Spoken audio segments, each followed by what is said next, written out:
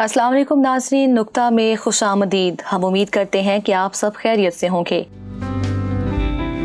नाज़रीन, आज के इस वीडियो में हम जिक्र करेंगे एक ऐसे बादशाह के बारे में जिसने रोज़ा रसूल के पंख को बतौर ताज अपने सर पर सजाया और 700 साल तक हुकूमत की। वो बादशाह कौन थे? उन्होंने ऐसा क्यों किया? ये बादशाह हज़रत उमर से इतनी अकीदत क्यों रखते थे? ये जानने के लिए वीडियो को आखिर तक ज़रूर देखें और इस्लामी दुनिया से जुड़ी मज़ीद मालूमात को जानने के लिए हमारे चैनल को सब्सक्राइब कर लें। नाज़रीन, आपने अक्सर मज़ारात और दरबारों पर सफाई के लिए मोर पंखों की झाड़ू इस्तेमाल होते हुए देखी होगी। मोर पंख की ये झाड़ू बतौर अकीदत मज़ारात की सफाई के लिए इस्तेमाल की जाती है। ये रवायत रोज़ा रसूल सल्लल्लाहु अलैहि वसल्लम से शुरू हुई। और क्या आप जानते हैं कि रोज़ा रसूल की झाड़ू के पंख को बतौर ताज अपने सर पर सजाने वाले उस्मानी सलातीन ने 700 साल तक शहंशाही की थी। सल्तनत उस्मानिया ने 700 साल तक सिर्फ एक मुल्क पर हुकूमत नहीं की, बल्कि कई मुमालिक और बरे-आज़मों पर उनकी शहंशाही थी। दर्जनों बादशाह उनके ज़ेरे नगी थे। ये बादशाहों के बादशाह थे, लेकिन ये शहंशाह खुद क्या थे? मशरिक से मगरिब और शमाल से जनूब तक हुक्मरानी करने वाले ये शहंशाह खुद को अल्लाह और रसूल अकरम सल्लल्लाहु अलैहि वसल्लम का अदना गुलाम समझते थे। उनके नज़दीक अल्लाह और उसके रसूल सल्लल्लाहु अलैहि वसल्लम की अतात और फरमाबरदारी दौलत, शोहरत, ताकत, सियासत, कौमियत पर मुकद्दम थी। एक दौर था जब मस्जिद नबवी में हुजरा रसूल सल्लल्लाहु अलैहि वसल्लम की सफाई के लिए मोर और शुतुरमुर्ग के पंखों से बनी झाड़ू इस्तेमाल की जाती थी। कुछ अरसा इस्तेमाल के बाद इन परों को झाड़ू से निकालकर उस्मानी हुक्मरानों के पास भिजवाया जाता, जिसको वो फर्ते अकीदत से अपनी आंखों से लगाते, उनको चूमते और अपनी पगड़ियों और ताज में लगाना एजाज और बाइसे फख्र समझते। बल्कि बाज़ सलातीन तो इन परों को आंखों से लगाकर फर्ते अकीदत से रो पड़ते कि हम इस काबिल नहीं कि खाके मदीना को हाथ लगाएं या इनका बना हुआ ताज पहने। नाज़रीन, वैसे तो दुनिया भर के बादशाह कीमती से कीमती हीरे जवाहरात और लालो याकूत अपने ताज में लगवाना पसंद करते हैं और वो इसी बात के शौकीन हैं। लेकिन इसके बरक्स उस्मानी सलातीन इन परों को अपनी पगड़ी और ताज में लगाते, और यही वो अकीदत थी जिसने इन सलातीन को 700 बरस तक बादशाहों का बादशाह बनाकर रखा। नाजरीन, अंदाजा कीजिए कि शाहिद आलम सल्लल्लाहु अलैहि वसल्लम के रोजे की खाक साफ करने वाले मोर के पंख पगड़ी में लगाकर दुनिया की हुकूमत मिल सकती है, तो फिर इत्तबाए रसूल सल्लल्लाहु अलैहि वसल्लम में क्यों ना दोनों जहानों की सरखरुई हो। सुल्तान सलीम अव्वल, जो कि सल्तनत उस्मानिया के बानी थे, उनके रोल मॉडल हजरत उमर रज़ी अल्लाह ताला अन्हु थे। इन शहंशाहों के नजदीक कानून और अदल की हुक्मरानी हर दूसरी तरजीह पर मुकद्दम थी। हजरत उमर से अकीदत की वजह यही थी कि उनसे ज्यादा कानून की हुक्मरानी और अदल का दाई कोई ना था, कि जिनका खुदा के खौफ से ये आलम था कि फरमाते कि अगर दरियाए फरात के किनारे एक कुत्ता भी प्यासा मर जाए तो उसकी बाज पुरस उमर से होगी।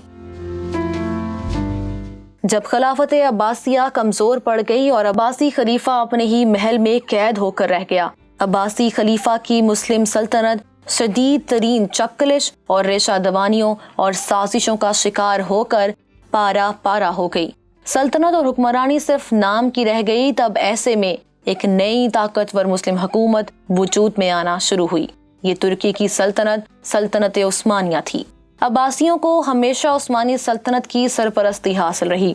उस्मानियों से पहले सल्जूक हुक्मरान भी अब्बासियों को भरपूर तौर पर सहारा देते थे, वरना अब्बासी तो इस कदर कमजोर हो चुके थे कि उनके दौर में अहले सुन्नत के अकायद ही शदीद खतरे से दो चार हो गए थे।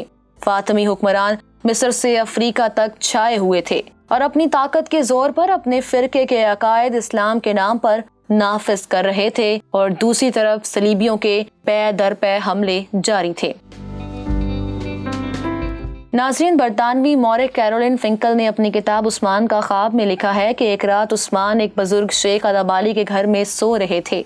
उन्होंने ख्वाब देखा कि उनके सीने से एक दरख्त उगकर सारी दुनिया पर साया डाल रहा है। उन्होंने जब शेख को ये ख्वाब सुनाया तो उन्होंने कहा, उस्मान मेरे बेटे मुबारक हो, خدا نے شاہی تخت تمہارے اور تمہاری اولاد کے حوالے کر دیا۔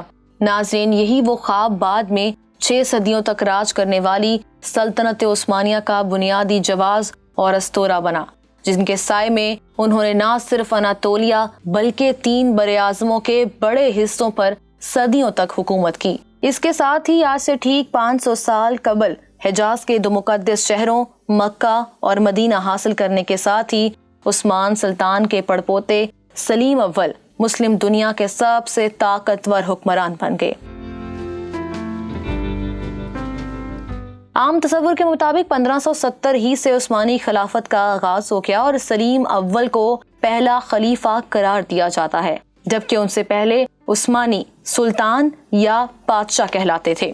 جب سلطان سلیم اول عباسی خلیفہ سے ملنے حجاز گئے تو خلیفہ نے نبی کریم صلی اللہ علیہ وآلہ وسلم کا حبہ و تلوار اور دستار سلطان کے سپرد کر کے اپنے آپ کو مسلمانوں کی خلافت سے دستبردار کیا۔ یوں سلطان سلیم دنیا بھر کے مسلمانوں کا پہلا عثمانی خلیفہ مقرر پائے۔ حبہ، تلوار اور دستار حاصل کرنے کے بعد جب سلطان سلیم مدینہ پہنچے تو مسجد نبوی کے دروازے سے گھٹنوں اور ہتھیلیوں کے بل رینگتے ہوئے داخل ہوئے۔ روضہ رسول صلی اللہ علیہ وآلہ وسلم کی چوکھٹ تک پہنچے، وہاں بے اختیار اپنی چھاتی چوکھٹ کی دہلیز کی خاک سے رگڑتے رہے اور رو رو کر آقا دو جہاں صلی اللہ علیہ وآلہ وسلم سے دعا کی درخواست کرتے رہے۔ اس حالت میں ان کی نظر روضہ رسول صلی اللہ علیہ وآلہ وسلم کے گوشے میں رکھی مور کی پروں سے بنی جھاڑو پر پڑی، جو کہ روضہ رسول صلی اللہ علیہ وآلہ وسلم کے خادم صفائی کے لیے استعمال کیا کرتے تھے۔ سلطان نے اس جھاڑو میں سے ایک پر نکال کر اس کو توڑا اور پھر اس کو اپنی پگڑی میں اڑس لیا، اور وہ کہنے لگے کہ آج سے میں عثمانی خلیفہ خادم رسول صلی اللہ علیہ وآلہ وسلم ہوں۔ اور پھر تمام عثمانی خلیفہ میں یہ روایت چلتی رہی اور وہ حجرہ رسول صلی اللہ علیہ وآلہ وسلم کی جھاڑو کے پر کو اپنے تاجوں کا تاج بنائے 700 سال تک دنیا پر حکومت کرتے رہے۔ یہی وہ محبت اور عشق رسول تھا جس کی برکت سے سلاطین اور عثمانی خلفاء نے کئی صدیوں تک 3 براعظموں پر حکومت کی۔